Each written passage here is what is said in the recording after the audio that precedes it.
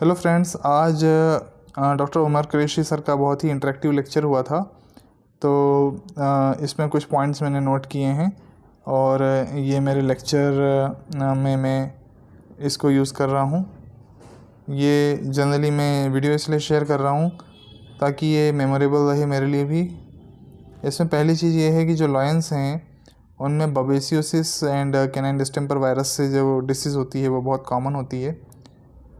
Second ये है कि इंडिया में अभी तक वैक्सीनेशन लॉयंस में ट्राई नहीं किया गया है।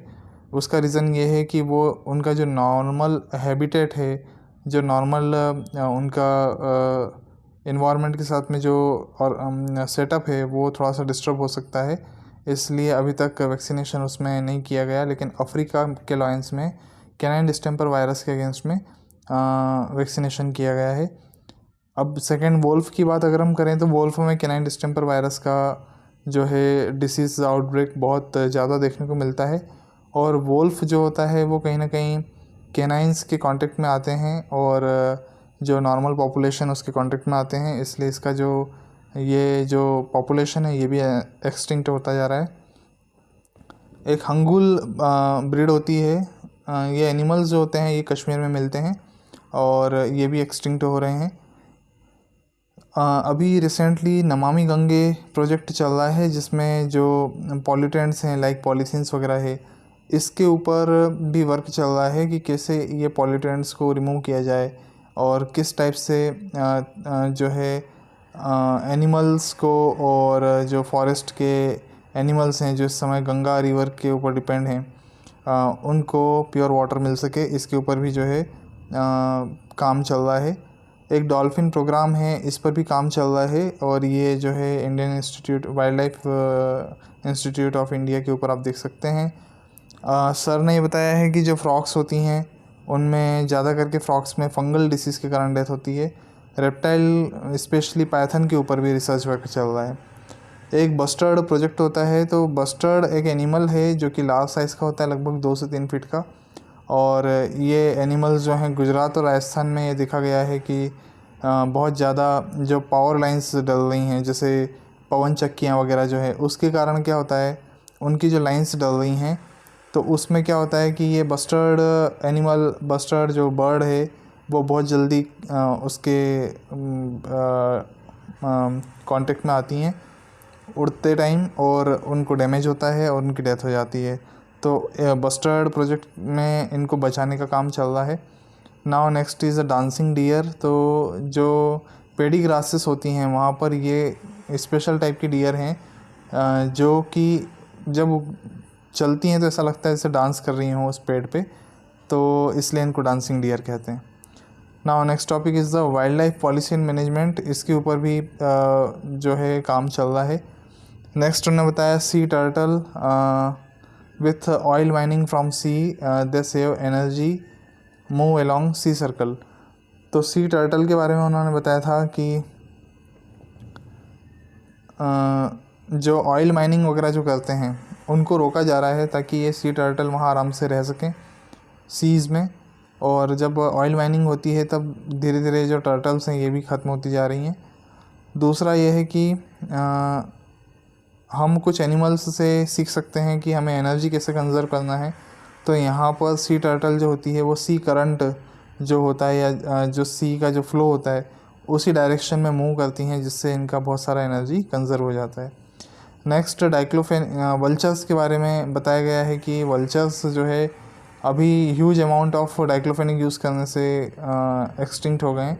और वल्चर को जब वल्चर किसको खाते हैं, एनिमल्स को खाते हैं, तो वो धीरे धीरे डाइक्लोफेनिक पॉइजनिंग के कारण ख़त्म हुए हैं।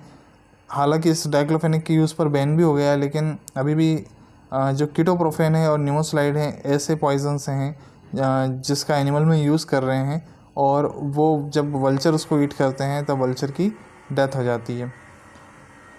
तो इस हिसाब से देहरादून में अभी R&D फैसिलिटीज़ भी है जो रिसर्च एंड डेवलपमेंट का काम कर रही है। जो वेटनरियन इसके लिए इंटरेस्टेड होते हैं वो इस फील्ड में भी जाते हैं। इसके बाद उन्होंने बताया कि जो राइनोज़ होते हैं उनकी जो पोचिंग होती है it is specially for the horn बहुत महंगा इसका बिकता है, तो इसको भी रोका जाना चाहिए। Now next is tiger conservation. तो एक वाइल्ड लाइफ प्रोटेक्शन एक्ट आया है, वो 1972 में आया है, और उन्होंने बताया कि ही स्पेशली से the vote of thanks to Maneka Gandhi and Gandhi family for that. Next है, उन्होंने बताया कि एक्चुअल में आप ये देखें कि हम जो टी शर्ट भी पहनते हैं, एक टी शर्ट बनाने में भी लगभग 15,000 लीटर ऑफ वाटर खर्च हो जाता है। उन्होंने एक चीज़ बताई जो अच्छी लगी, जो मैंने मतलब पॉइंट वाइज में आपको बताता जा रहा हूँ। एक बताया कि जो यूएस होता है वो अभी पूरे वर्ल्ड में 30% एनर्जी कंज्यूम कर रहा है। चाइना जो है उसमें बहुत सारी मेडिसिन जो हैं वो स्पेशली टाइगर के पार्ट्स से ही बनी होती हैं, और हमारा जो इंडिया है वो अभी आज भी आयुर्वेदा के ऊपर चलता है, जो कि प्लांट बेस्ड मेडिसिन बनाता है। तो ऐसा नहीं है कि China is a huge consumer of tigers, और ऐसा नहीं है कि वो वाइल्ड टाइगर यूज़ करता है। उन्होंने बताया कि वहाँ पर फार्म होते हैं टाइगर्स के, जहाँ पर लगभग 10,000 20,000 के फार्म्स होते हैं जिसमें टाइगर्स रहते हैं, और हमारी पूरी इंडिया में केवल 3,000 टाइगर ही हैं जिसको हम कंजर्व कर रहे हैं। बेस्ट टाइगर कंजर्वेशन एरिया जो है, जैसे कि सरिस्का टाइगर कंजर्वेशन एरिया है राजस्थान में। और टाइगर को हम कैसे आइडेंटिफाई करते हैं? On the basis of their pattern, जैसे जेब्रा पैटर्निंग उनमें जो होती है, और लियोपर्ड में भी पैटर्निंग होती है, उस बेसिस पर हम इनको आइडेंटिफाई करते हैं। यदि इनको आइडेंटिफाई एमएससी जीन लेवल के ऊपर करना हो तो एमएससी जीन लेवल एक ऐसा हाईली कंजर्व्ड जीन होता है जो कि इम्यूनोलॉजिकल पर्पज से भी इम्पॉर्टेंट है, और यहाँ जो है आइडेंटिफिकेशन ऑफ एनिमल के लिए भी बहुत अच्छा रिसर्च में यूज़ होता है। Small population show high in breeding quotient. क्या होता है कि अब ये टाइगर्स बहुत कम बचे हैं, तो बहुत कम निके में, छोटे छोटे निके में रहते हैं, जिनके एक निके से दूसरे निके तक जाने का कोई कॉरिडोर नहीं है। तो होता ये है कि इनब्रीडिंग ही ज़्यादा होती है, तो स्मॉल पॉपुलेशन में इनब्रीडिंग ज़्यादा होती है, ठीक है। और इसके बाद उन्होंने बताया कि इसके लिए वो अभी कॉरिडोर्स जनरेशन का काम चल रहा है, और जब भी कॉरिडोर्स बनते हैं तो उस एरिया में जो माइनिंग्स वगैरह होती है वो रेस्ट्रिक्ट कर दी जाती है, या अदर जो वर्क हैं वो भी रेस्ट्रिक्ट कर दिए जाते हैं। इसके अलावा उनको जो ढूंढने का, उनके नेक की स्टडी करने का, इकोलॉजिकल स्टडी करने का एक पैटर्न ये है कि उनको कॉलर बैंड पहना दिया जाता है। तो कॉलर बैंड जो होता है हाईली कॉस्टली होता है, वो लगभग 5 लाख रुपए तक का होता है, और उसकी रनिंग कॉस्ट भी लगभग 1 लाख रुपए होती है पर ईयर। तो ऐसे में इसको अफोर्ड कर पाना बहुत मुश्किल होता है, लेकिन ये जो कॉलर्स होते हैं ये सैटेलाइट के थ्रू इसकी ट्रैकिंग की जाती है। तो पन्ना, बांधवगढ़, इन पर भी जो उन्होंने ये बताया कि जो विलेजर्स इधर उधर से आकर के फॉरेस्ट में बस जाते हैं उनको भी हटाने का काम चलता है, तो उनको भी कुछ मुआवजा दिया जाता है। तो वो लगभग 50 लाख से 1 करोड़ रुपए तक का होता है जो उनको दिया जाता है। इसके बाद उन्होंने बताया कि इनका निके समझना, इनके मूवमेंट को समझने के लिए अभी आईआईटी कानपुर ने भी बैलून्स बनाए हैं कुछ, उसका भी उन्होंने अच्छा फोटोग्राफ बताया था। इसके बाद उन्होंने बताया कि जो ड्रोन है, ड्रोन से भी आप जो है टाइगर्स की लोकेशंस देख सकते हैं। तो इस टाइप से इनके ऊपर स्टडी की जाती है।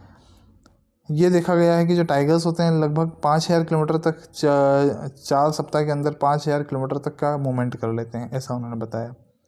तो ये थी बात टाइगर्स की। अब हम बात करेंगे डॉल्फिन्स की। तो डॉल्फिन्स के ऊपर भी जो है वहाँ काम चल रहा है। उन्होंने बताया सर ने कि डॉल्फिन्स आर बेसिकली कार्निवोर्स होते हैं, और वो देख नहीं सकते हैं, तो उनको दिखाई नहीं देता है। अब उनको केवल एक पिन होल जितना आइज़ रह गया है, क्योंकि धीरे धीरे जो प्रजाति है उनमें जो एडेप्टेशन हुआ है वो एडेप्टेशन इस टाइप से हुआ है कि पानी में साउंड जो होता है बहुत अच्छे से वाइब्रेट होता है। तो जो साउंड है वो एयर के मुकाबले 5 टाइम्स ज़्यादा होता है पानी में। तो जो डॉल्फिन्स होती है उनमें जो देखने का विज़न का जो सिस्टम है वो कम हो गया है, जबकि सुनने का सिस्टम ज़्यादा डेवलप है उनका। तो गंगा और ब्रह्मपुत्र में जब भी आप बोटिंग करते हैं तो वहाँ पे ये होता है कि लगभग ऐसी डॉल्फिन्स केवल 4 सेकंड तक के लिए ही बाहर दिखती हैं, 4 से 5 सेकंड में ही बाहर दिखती हैं और एकदम अंदर चली जाती हैं। जबकि जो ये तो हो गई रिवर वाली एरिया की, लेकिन जो मेराइन डॉल्फिन्स होती हैं जो कि स्पेशली समुद्र वगैरह में रहती हैं, वो उनका विजुअल सेंस बहुत अच्छा होता है मुकाबले नदी वाली जो डॉल्फिन्स होती हैं। तो जो ब्रह्मपुत्र और गंगा की जो रिवर वाली डॉल्फिन्स हैं उनको ट्रैक करने के लिए एक डिवाइस है जो उन्होंने बताया था। तो वो डिवाइस क्या होता है, उन्होंने बताया था कि वो जो डिवाइस होता है उससे वो ट्रैक करते हैं कि उनका मूवमेंट कहाँ तक हो रहा है, कितना हो रहा है, और उनका स्ट्रेस लेवल भी उस डिवाइस से पता चलता है। नॉर्मली पहले ये होता था कि जो डॉल्फिन्स होती थी उसको हंटर किया जाता था बिकॉज ऑफ द ऑयल, और it is very helpful for the rheumatoid arthritis patient. And ये जो ऑयल होता है बहुत स्मेल करता है, इसलिए इसको जो फ़िश कैचर्स होते हैं वो पहले फ़िश कैचिंग में भी यूज़ करते थे, लेकिन डॉल्फिन्स ख़त्म होती जा रही हैं इसलिए इनके ऊपर बैन लगा दिया गया है। एक चीज़ और भी उन्होंने बताई कि वाइल्ड लाइफ में क्या करते हैं कि जो हमें ब्लड कलेक्शन करना होता है तो हम नॉर्मली वाइल्ड एनिमल से नहीं कर पाते। इसके लिए जो भी टिक्स और लीचेस वगैरह जो होते हैं उनके स्टमक में से हम डीएनए एक्सट्रैक्शन करते हैं, और ब्लड जो होस्ट का लिया होता है उससे पता चलता है कि यहाँ कितने टाइप के एनिमल्स रहते हैं और किस किस टाइप के एनिमल्स हैं। तो थोड़ा सा डिटेल हमें लीचेस और टिक्स से पता चल जाता है। अब हम आते हैं वाइल्ड पॉपुलेशन रेगुलेशन। ये भी एक रेगुलेशन प्रोजेक्ट है। इसमें क्या होता है, पॉपुलेशन का रेगुलेशन करने के लिए एक तो मेथड जानते ही हैं, वो होती है सर्जिकल स्टरलाइजेशन टेक्निक, जिसमें जो ट्यूबेक्टॉमी करते हैं। तो हिमाचल प्रदेश में लगभग 2 लाख और उत्तराखंड में भी जो रिसस मेकाक्स थे उनका स्टरलाइजेशन इसी मेथड से किया गया। दूसरी एक टेक्निक उन्होंने बताई, ये पढ़ने लायक टेक्निक है, ये है इम्यूनो कॉन्ट्रासेप्टिव। इसमें जो जोना पेलिसिडा ऑफ एग होता है उसको डिस्ट्रॉय कर देते हैं इम्यूनो कॉन्ट्रासेप्टिव से। तो ये रिसस मंकीज़ में यूज़ किया गया है, लेकिन अभी रिसर्च में ये है कि अभी जो नीलगाय वगैरह जो लोकल फार्मर का जो फील्ड डैमेज करती है उसमें भी ये इम्यूनो कॉन्ट्रासेप्टिव का यूज़ किया जा सकता है। नेक्स्ट उन्होंने बताया एलिफेंट में जनरली प्रेगनेंसी टेस्टिंग नहीं कर सकते, बड़ा डिफ़िकल्ट होता है प्रेगनेंसी बाय वेजाइनल मेथड। तो उनका जो डंग होता है उसको इकट्ठा किया जाता है और उससे देखा जाता है कि जो एलिफेंट है वो प्रेग्नेंट है या नहीं है। दूसरा ट्रैंक्विलाइजेशन में भी उन्होंने बताया कि जितने भी अदर एलिफेंट्स हैं उनको साथ में रखा जाता है ताकि जिसकी सर्जरी करनी है तो उसको पार्शियल ट्रैंक्विलाइज किया जाता है ताकि वो एलिफेंट खड़ा रहे और स्टैंडिंग पोजीशन में ही उसका सर्जरी किया जा सके। इसके बाद एक बोमा टेक्निक है, इसको नेट पे सर्च करना ज़रूरी है, बहुत अच्छी टेक्निक है। इसके थ्रू जो गोर, हिरण वगैरह ये जो होते हैं इनको ट्रैंक्विलाइज किया जा सकता है, मतलब इनको कैप्चर किया जा सकता है। Specially this is for the capturing.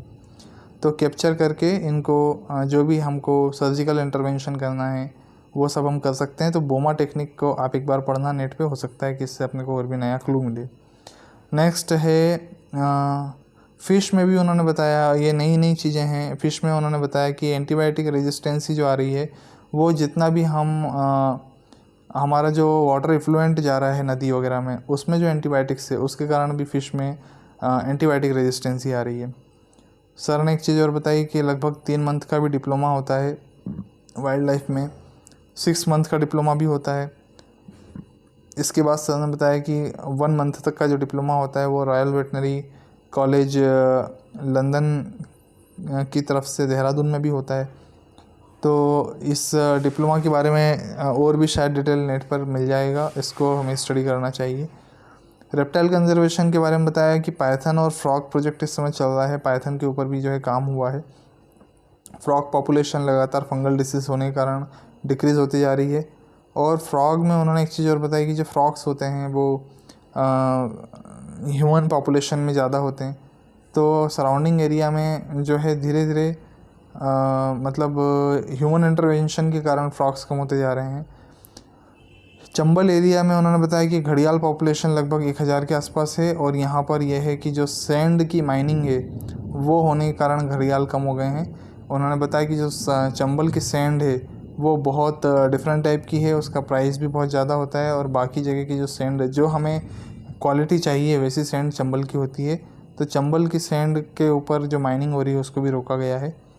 Next, Ranthambore and Sariska tiger is isolated tiger. तो जहाँ कुछ जेनेटिक स्टडी करना होती है कि उनमें प्योर जीन है या नहीं, तो स्पेशली रणथंबोर और सरिस्का टाइगर्स में ये देखा गया है कि लगभग वो 100 साल से वहीं पर आइसोलेटेड टाइगर्स हैं और उनमें होमोजाइगस कैरेक्टर है, इसलिए उनके ऊपर स्टडी की गई।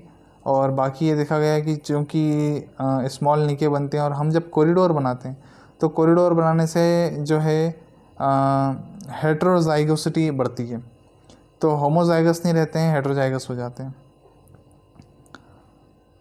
तो अभी मतलब ऐसा कर सकते हैं कि वाइट और ब्लैक टाइगर का आपस में क्रॉस करवाया जा सकता है, कोई दिक्कत नहीं है। ब्लैक टाइगर जनरली सर ने बताया कि उड़ीसा में ज़्यादा हैं और वाइट टाइगर जो है कांजीरंगा में ज़्यादा है। किसी भी टाइगर, एक क्वेश्चन उठा था कि टाइगर के हेल्दी होने को हम कैसे चेक कर सकते हैं, तो उसमें सर ने बताया कि इसको आप सीधा तो टेस्ट नहीं कर सकते, लेकिन उसमें 3 मेथड्स होती हैं। पहला, आप हेट्रोजाइगोसिटी देखेंगे कि एनिमल कितना हेट्रोजाइगोस है, मतलब इनब्रीडिंग तो नहीं हो रही है बार बार। दूसरा, उसकी ग्रोथ रेट देखेंगे कि वो नॉर्मली अपने निके में रहकर के अच्छी ग्रोथ कर रहा है या नहीं। और तीसरा, उन्होंने बताया कि उनकी नॉर्मल जो टोटल पॉपुलेशन है उसमें नॉर्मल टाइगर्स कितने हैं, तो उस बेसिस पर भी जो है हेल्थ का डिटर्मिनेशन करते हैं। हाइना और टाइगर जो हैं, एक क्वेश्चन उठा था कि क्या कोविड-19 से इनकी डेथ हो रही है, तो हाइना और टाइगर को उन्होंने बताया कि कोविड-19 मिला है, लेकिन स्पेशली ज़ू के ही सैंपल लिए गए थे। अभी तक एक भी सैंपल वाइल्ड टाइगर का नहीं लिया गया इसमें। एक मैडम ने बहुत अच्छा RRR रिस्पॉन्स बताया, वो था रिस्पायरेटरी, रिप्रोडक्टिव और रीनल। जब डेथ होती है तो ये 3 ऑर्गन्स अफेक्टेड होते हैं, इसको RRR बोलते हैं। तो ये बहुत अच्छी चीज़ बताई। नेक्स्ट है ये थोड़ा सा रिसर्च पॉइंट ऑफ व्यू से ही है कि क्या वल्चर की डेथ जो है केवल डाइक्लोफेनिक से हो रही है, कोई ऐसी इन्फेक्शियस डिसीज़ नहीं। जैसे अभी कोविड-19 पेंडेमिक्स में देखा कि ह्यूमन की डेथ हो रही है, बहुत लार्ज मास पॉपुलेशन में डेथ हुई है, तो ऐसे ही मास वल्चर डेथ क्या किसी इन्फेक्शियस डिसीज़ के कारण हो सकती है, ये भी एक अच्छा। So now I am coming on the next topic, and the topic is the scope for the veterinarians in the wildlife. So there are the different type of the scopes in the wildlife: animal capture and handling, research and translocation. For the veterinarians, they can do their work in this field. Disease investigation and epidemiology, carnivorous, ungulates, frogs, reintroduction programs like for the tigers, Gaur, Singhai, dolphins, wild buffaloes, cheetah, rhino, and Barasinga. They can also work in the field of human wildlife conflict mitigations and in the population control. Effect of pollutant on animal health, diclofenac, antibiotic resistance, pesticide, microplastics. They can work on conservation genetics in rhino, tiger, leopard, dhole, elephants. Veterinarians can also work in the animal breeding care facilities for the bustard, sanghai, turtles, and gharials.